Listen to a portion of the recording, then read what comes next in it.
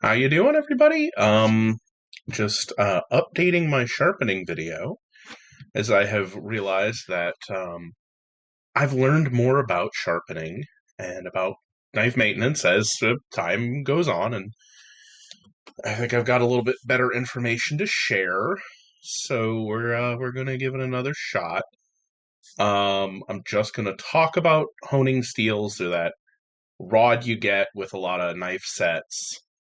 The biggest thing that I've learned about those, and I'll do a separate little video on those, I suppose, is that they need to be a harder steel than the steel in your knife to be effective.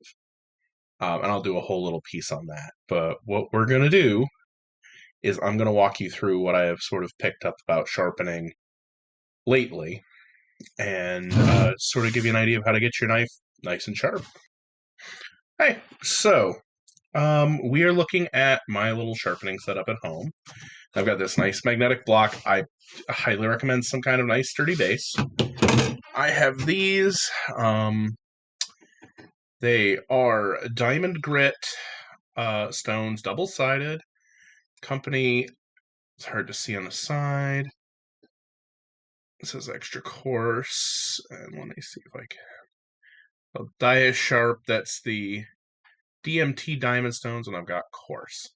So we're going to start off at coarse, because the knife I'm starting off with is sort of sharp. Depending on how bad it is, you can use them. Like I have a bigger plate that's an extra coarse. That's for knives that are in trouble. And the extra coarse, which is the backside, I use when knives are very dull. You really do want to start at the lower grits. It really just makes more sense. It moves material quicker, and you'll get to an apex quicker. An apex is the V of the blade. Like this is my little demo guy. It's just an old knife I have back from, oh my god, 15 years ago. It's just kind of hanging around for things like this. And the V at the very top, and on a molecular level, you're looking to get it closer and closer to being a true V, right? Change this angle a little bit.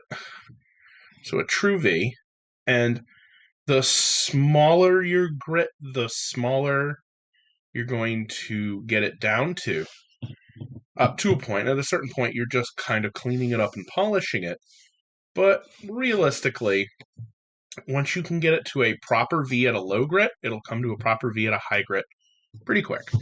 I use lubricants. In my case, it's literally Windex. I think it's hard to beat. So everybody asks me about sharpening angle. Sharpening angle is where you feel it's comfortable. I You can take a protractor and measure your thumb and look at the angle, and you're looking at between. Some people tell me 15, but I use 15 on like fillet knives, although apparently you can go down even lower than that. 14, 13, 12. Cool. And it's really up to you, and it's a little bit to the steel you're using, whatever the steel is in your knife. However it goes, some steels are stronger at different angles. The steel in my knives can handle very low angles. It's what it was originally designed for. But I like to give them a slightly steep angle in case you're going to be, I don't know, incredibly rough with them. I'm told most people like 17 degrees on a chef's knife. Who am I to argue? So that's sort of where I've been aiming for lately.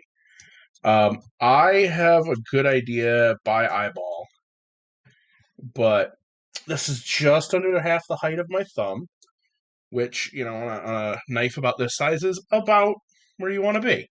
So I stabilize with my other hand, and the way I've been seeing some guys do this is diagonal on the stone, and you just keep your wrist set, and I like to use my elbow and my arm with my wrist sort of locked in there, and back and forth, back and forth. I like to 10, 10 times seems happy. And this will go quicker, slower. It slipped right off. And so let me look.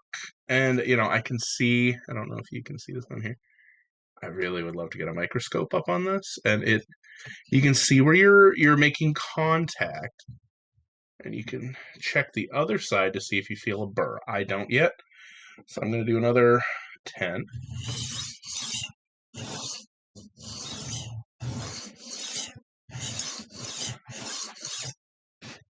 Come back here. You don't need to use a ton of pressure. You want to use enough pressure. And you'll get the hang of that too, honestly. Make sure I get this. I saw when I was looking at it earlier. There's a bit of a dull spot at the tip because, of course, there is. You know, feels like something's going on. So I'm going to go back the other way. And this is always a bit more guesswork. So I like to try to figure out where it is on my finger. Like you can take a protractor back here. And you can, and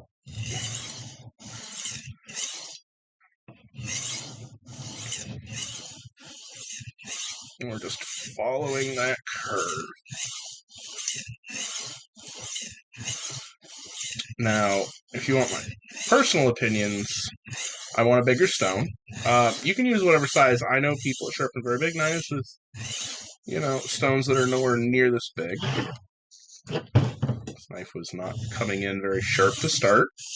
It wasn't apocalyptically dull.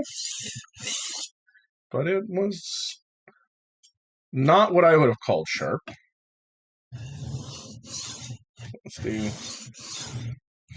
5 this way. Now, they're all going to sharpen different depending on your alloy, for instance. Hey, now we're starting to feel teeth, right? As I'll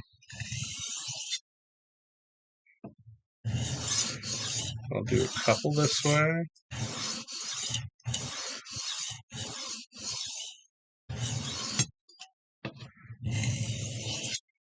Do I still feel? What do I feel?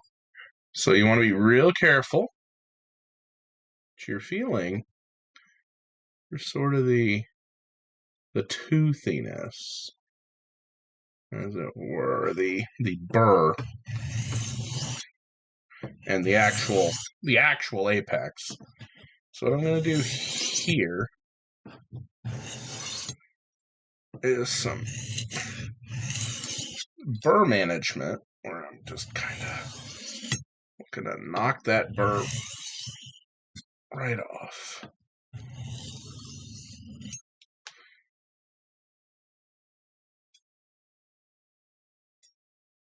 Now, I'm going to grab a paper towel, because I neglected one. I like a paper towel or two.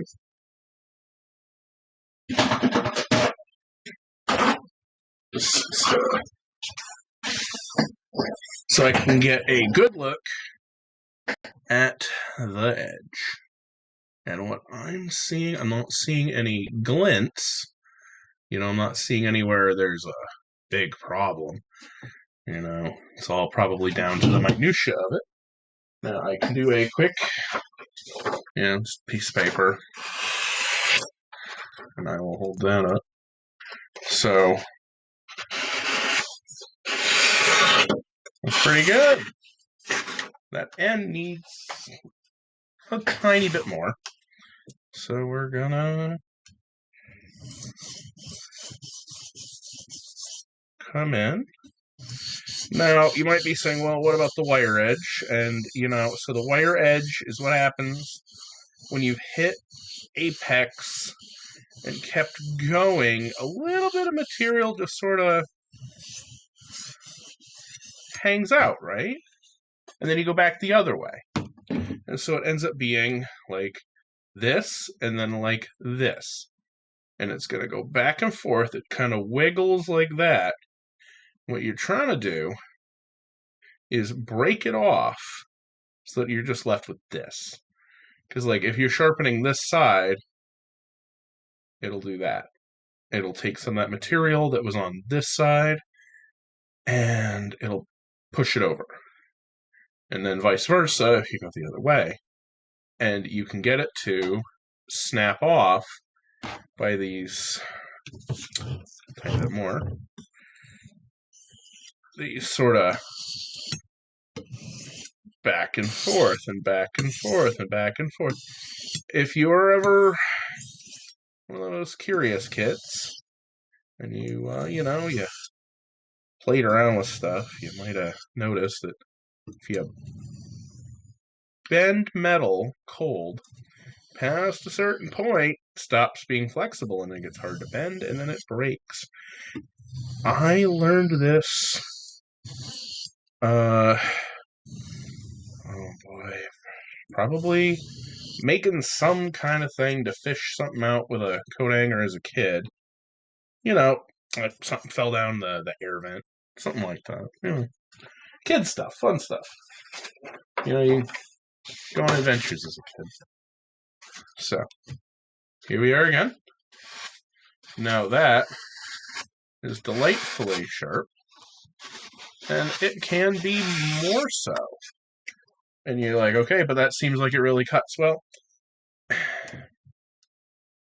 no, not quite. Getting there. Pretty close. So I'm going to set that aside.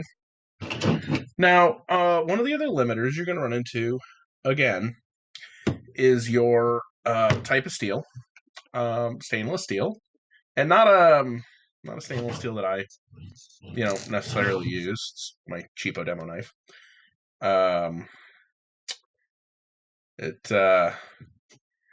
There might be what's called some chromium carbides, and those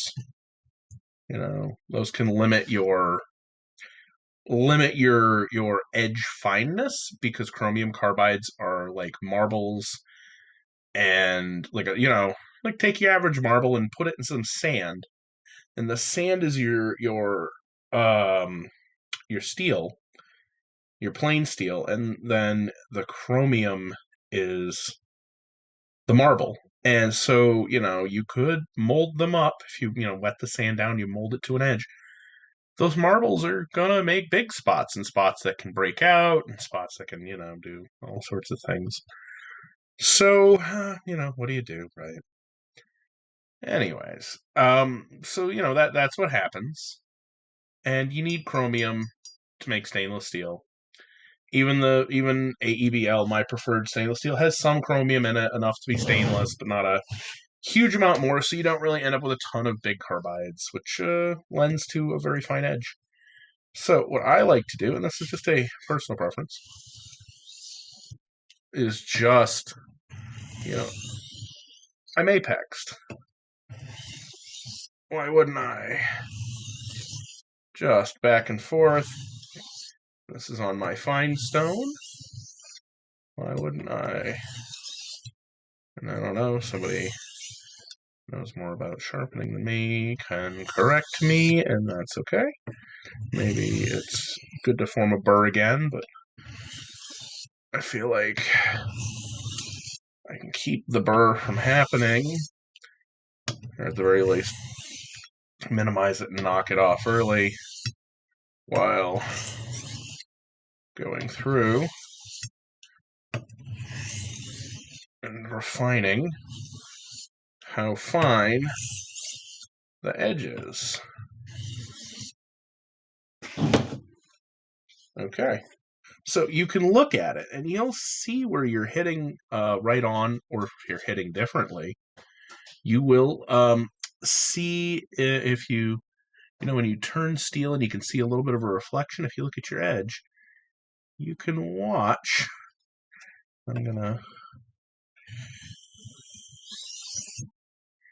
And you can see where that edge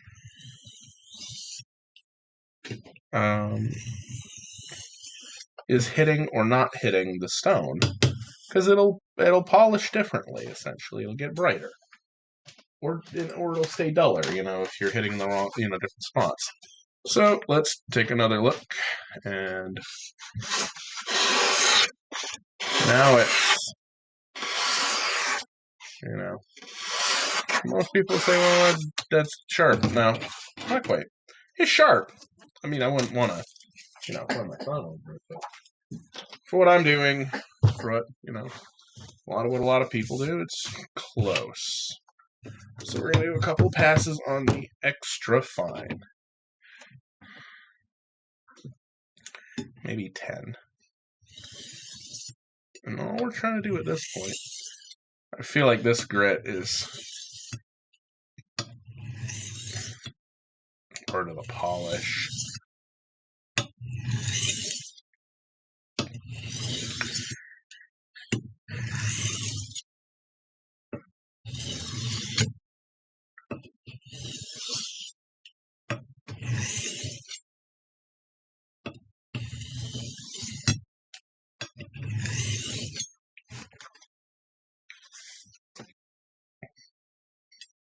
That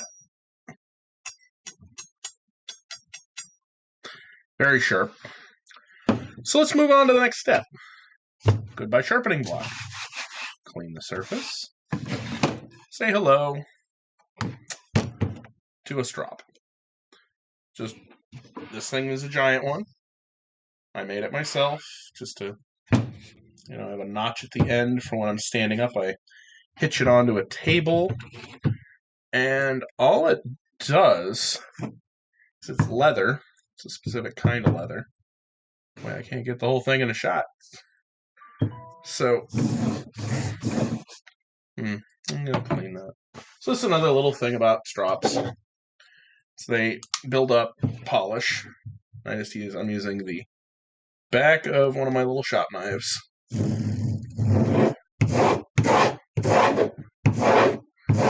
At an angle. I'm going to scrape out some of the old polish. Make way for new polish. There's junk in the center. Just kind of clean the leather up. Get some of the old knife, because it is, as a polish goes, it is, in this case, pulling old material off. This is all very useful information, as far as I'm concerned. It's all the little things that go into this. And that's where really I get a lot of the questions is, how do I do this, or how do I do that, or what should I do here? What happens if this happens? What happens if this happens is, every teacher's, yeah. So what I do, I'm going to start this so you can see this. Boy. I get about the same angle, maybe a little lower, not by much. And you don't want a lot of pressure. And then,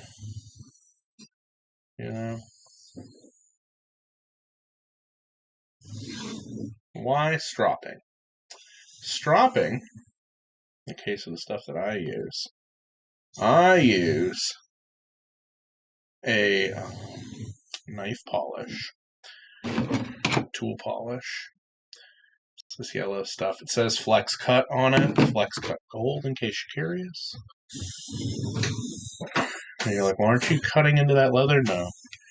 We're going backwards.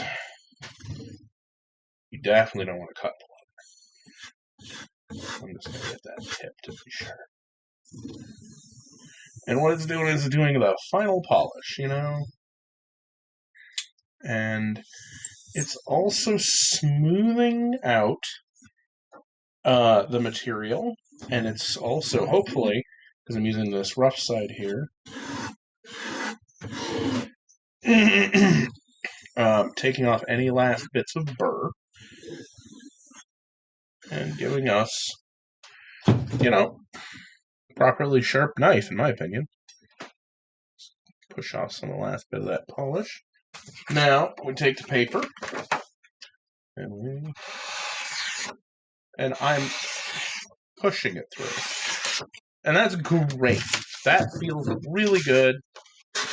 You know, push it right through. But the last question, everybody says, oh, can you shave with it? Well, I'm trying to get the light here. If we can get some good light here. See if we can. Oh, where's my camera? So much light. I am popping hairs here. Should be able to see the hairs here. Yep, there we go. It more or less pops hairs. I think as a steel, it is limited by its cheapness. I'm going to use cheapness in this case. I probably could spend some more time refining it, and I can get it decently there. This is very sharp. My knives, I routinely bring them up to, popping hairs sharp because why not? The steel likes it.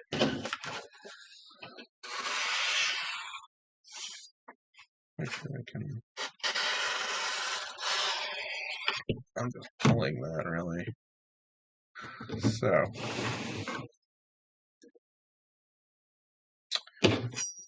All right. So that's sharpening in a nutshell. Again,